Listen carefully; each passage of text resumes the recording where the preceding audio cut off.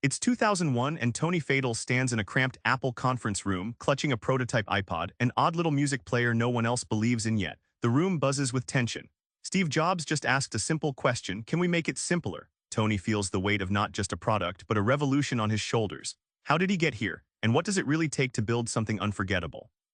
Tony's first big lesson: building anything starts with understanding real people, not just markets.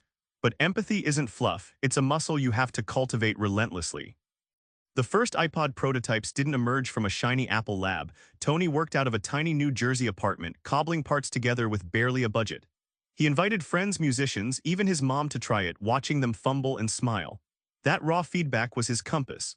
No corporate smoke, just brutally honest user reactions shaping every tweak. Think of empathy here like a detective's magnifying glass, zooming into tiny human quirks and frustrations that others overlook. Tony didn't just guess what people wanted, he watched, listened, and felt their pain points.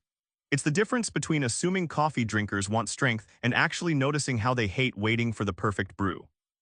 This relentless digging transformed confusion into clarity.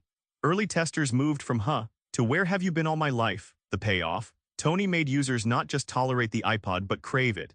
A lesson that empathy isn't soft, it's the secret weapon of design disruption. At Apple and later Nest, Tony learned a brutal truth: you can't build everything.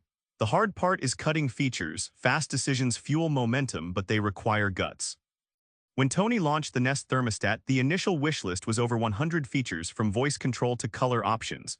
But the team brutally slashed that list, focusing on learning your habits and a simple interface. The ruthless cuts made the product intuitive and beloved. Feature overload kills adoption. Smart subtraction is the real innovation. Picture pruning a bonsai tree. You trim branches to shape and strengthen the core trunk.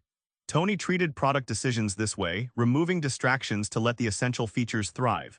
The discipline to say no repeatedly, especially when every idea feels brilliant, is what keeps products sharp and users thrilled. The reward: products so focused they feel like extensions of yourself. Tony's Nest didn't just manage your home's temperature, it understood you. When you decide ruthlessly, you don't just ship faster, you create breakthrough experiences that stick.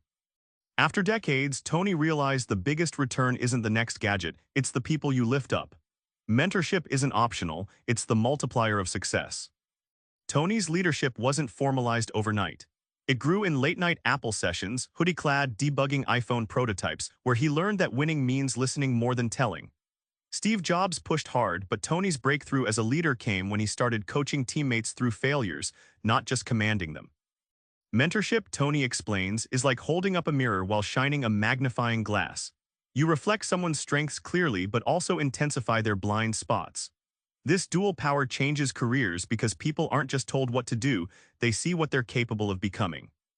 The transformation is seismic. Teams stop being collections of individuals and become cohesive creators.